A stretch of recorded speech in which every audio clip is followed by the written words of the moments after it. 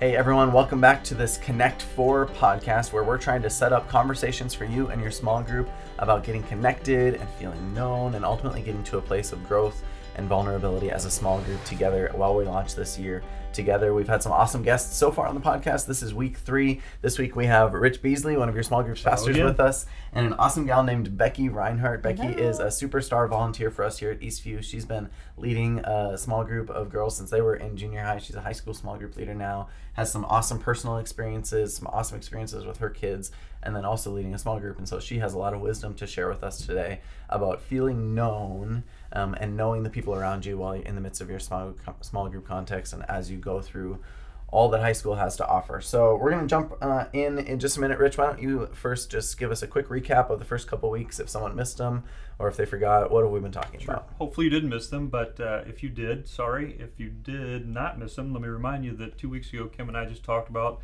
being planted, being involved in a small group. And then last week, Kim and Gonzo sat here and they talked to you about just being connected and just knowing what a small group meant for all the opportunities you'd have to be connected to other people. So maybe you feel like you've kind of gotten engaged in Eastview Student Ministry. Maybe you feel like you've been at some events or you're starting to recognize some faces. There is a next step though, right, Becky? There's a next kind of part of this journey, and that's helping us to recognize that even in a big church, every individual matters. Every person that's with us, every person that's listening matters. So what starts jumping into your mind in terms of helping everyone to feel known? Well, I know that you asked the question before, what does everybody have in common? And I always say every single person is different. Every student's different. We're all different from each other. I think the thing that doesn't make us so different and, kind of connects us together is everyone wants to feel known. Every single person. And God intended it and created it to be that, so that we know that we're important, that we're loved, that we're known by each other and especially Him. For sure. Yeah. So how does this play out? How has this played out in your life, in terms of kind of your individuality or your identity? Anything from your, just tell us a little about how you grew up or your high school experience, anything like that. Yeah. So my backstory is I grew up in a Christian home. My dad is actually a pastor still, and I came from a smaller church, so there were not many opportunities for a youth group setting. I chose not to be a part of that small youth group, and I chose to kind of go a different direction. So I did not have that support through leaders, through mentors, through some of the good Christian examples, kind of the good healthy leadership that I chose not to be a part of. But that years later, being a mom, being a wife, raising my own kids, that is so important, and I have a passion for that, and I feel that it's our job to make sure that you're seen, that God has given us the opportunity to invest in your lives and each other's lives, and we don't want to waste that. That's extremely important to me. I think every single person deserves that. For someone to listen to them. So I have a huge passion for that. And my story with my girls, I've had them since 6th grade. And every single one of them is so different from each other. And I love them. I love them so much. So I really feel that that they're different, but we have to speak truth into their lives, and we have to be able to identify that every single one of them has a different story, that they come from different backgrounds, and but that they are heard, that we see them, and that we're intentional about it. The other thing that I would touch on is every single one of these kids wants to feel known, understood, heard, and respected. And we want to make that a priority as far as being leaders with them, that we want to make sure that every time that they are with us, whether it's a text or a phone call, meeting for coffee, or meeting in our small group, we want them to know that we want them there. Yeah. We want them to share their story. We want them to be real with us. I always say to my girls, please just share where you're at. Please be real about where you're at, because I can walk alongside of you in that mess. I don't want some sort of random story of things that you want maybe me to think that you're doing at this point, or if you're not doing good or you're not walking well with the Lord, I want to know that stuff so we can really, really support you. That's what small groups is about.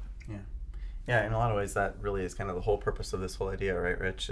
We can go look on a Sunday morning at a mob of 250 of them, or we can get on a bunch of buses and go to Move, but it's in these small group contexts that we get to see every person as an individual, and that's really the beauty of it, don't you think? You bet. Yeah, that is. And you said you've had yours since 6th grade. What grade are they now? They're going to be freshmen. So, all right. Yeah. So you've got some time to put in yet with them before they leave for college. But it is. We want kids to. We want there to be small, intimate groups and them to do life together, be in the trenches, to share garbage together and grow together. But we also want community in amongst that with the whole congregation. But you can't have close, intimate relationships with a couple hundred kids.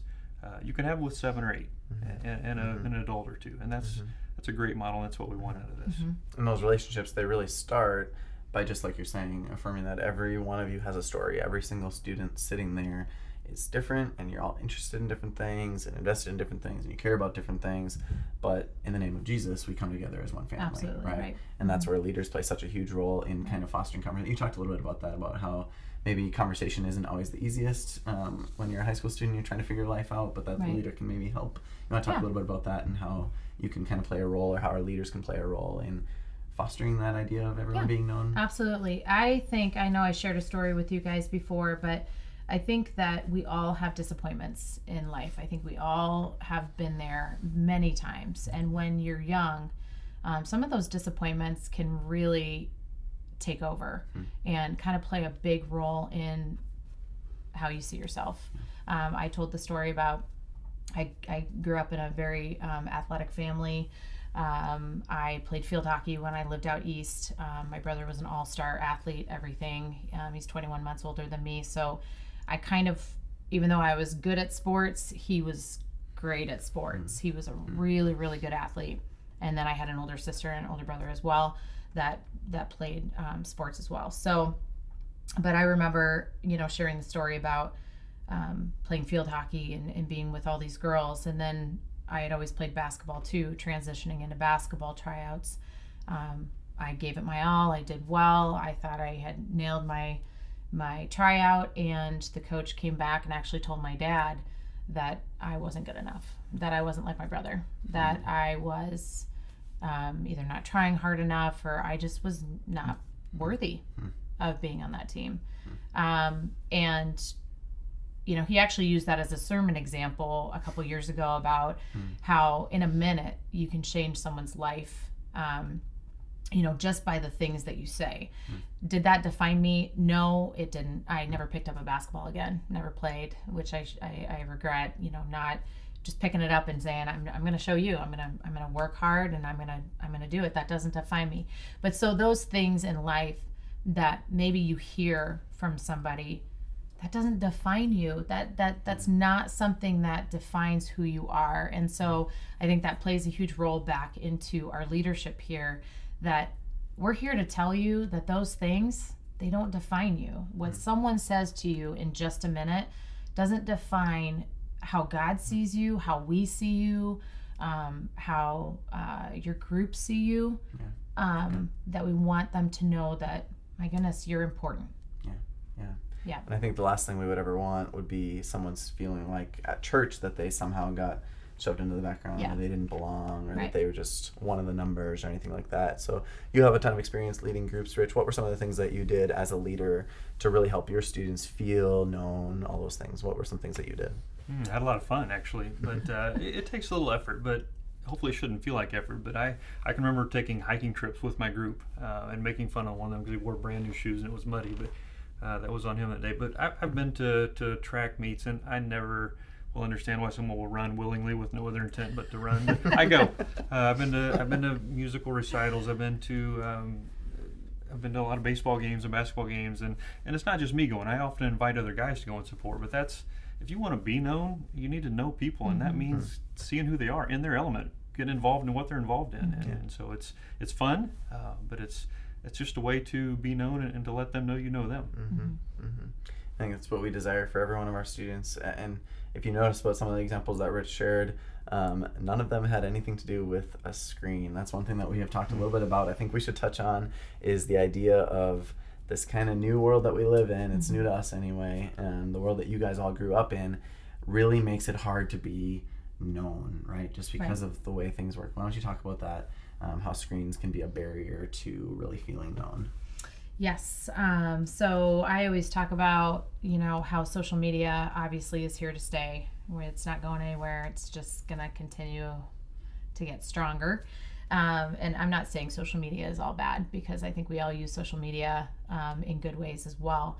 But I do think that there is a superficial perspective on things when we start looking at social media. I feel like I've shared this, we shared this in conversation before about, the fact that students are more seen than ever, but they're less known than ever. And I think social media really plays a huge part in that, where you can have 1,000 followers, but really not intentionally try to get to know somebody.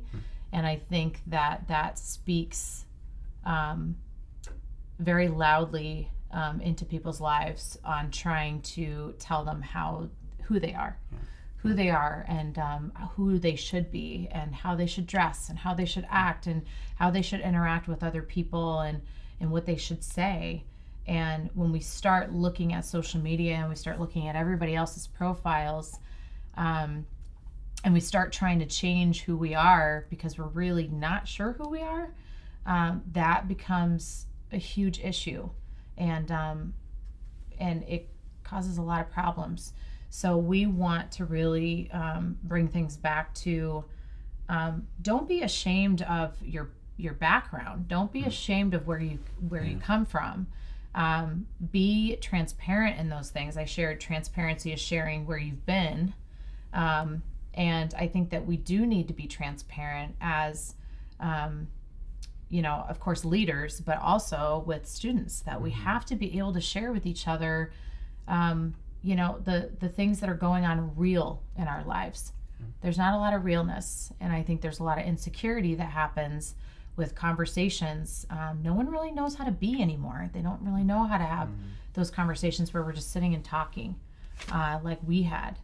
So I think it's a dangerous thing. I know that one of the conversations that I have with one of my girls quite a bit is the fact that, social media is something that hinders you from really getting to know who you are, and your relationship with God, and God being able to tell you who you are. Get off social media, put it away, set it aside, take a little break from social media, because you're really missing out on God's best for you with relationships, intentional relationships. So it's not that we as a church are anti-social media or anti-screen time or anything. I just think that we try to carry this perspective of something like a small group experience can kind of become a balance to all of that. You spend so much time with thinking about hundreds of followers and how you can portray your best self and all these things. In your small groups, just being known means just being real and just being authentic and being yourself, right? One last kind of barrier I think that we've talked a little bit about, Rich, that some students might struggle with is just maybe some sort of shame that they carry in their story, or something about their past or about themselves that they aren't comfortable being out there or having other people know about them. Any advice for anyone that might be feeling that way in their group today? I can see where it's easy to be insecure in our own shame. But when we stop and look around, when we think about other people, none of us are above shame. I mean, we all have garbage. We all have things that we don't want anyone else to know. But if you can get past that, if you can take a risk, if you can let some other people in, let them know who you are, you're going to find out that they're hurting like you are. They're struggling with the same things you are. Maybe not 8 people struggling with the same thing, but if there's a group of 8 or 10, somebody else is struggling with the same thing you're struggling with. And so take a gamble. Let them know who you are. Let them in and see where that goes. And I think you'll be able to grow together from that. For sure. I think in addition to that, be ready. I always say to my own family and my girls, don't be the source of someone's sadness. Don't be the reason why they can't trust other people. If we're in a small group together, we want to be able to support and love each other. We don't want to tear each other down or not be able to hold the things that they are most transparent about, and spread that to other people. We want to be able to really take that to heart and don't be that source of someone's sadness. Be that encouragement, be that kindness to them, and see where that goes. And that's where the true growth goes. There's a scripture in Matthew that kind of warns us against that. It's 7:3, and it says, why worry about a speck in your friend's eye when you have a log in your own eye? I kind of like to see that portrayed. But, yeah, right. How can you think of saying to your friend, let me help you get rid of that speck in your eye when you can't see past the log in your own eye? So, yeah, we need to get past that. Yeah. So remember, everyone, that this is just step 3 of kind of what we're calling a 4-step process towards real depth and connection. Next week, we're going to dive into the idea of you really becoming vulnerable with each other and growing at a deep level. So, Rich, if tonight was going to be kind of a breakthrough night for them to really spend a little more time intentionally trying to see and know each other, what encouragement would you have for them launching into this conversation, knowing that we're really going to start getting deep next week? I would want to leave with this. I want all the students to hear that. I hope you're known. I hope that you want to be known. But I want to ask, what do you want to be known for? What are you going to do with that? Because I was known. I was pretty well known. I went to a big high school and had I had a following, but I was terrible with what I did with it. And so scripturally, if we were to go to Colossians 4, 5, and 6, it says this: live wisely among those who are not believers and make the most of every opportunity.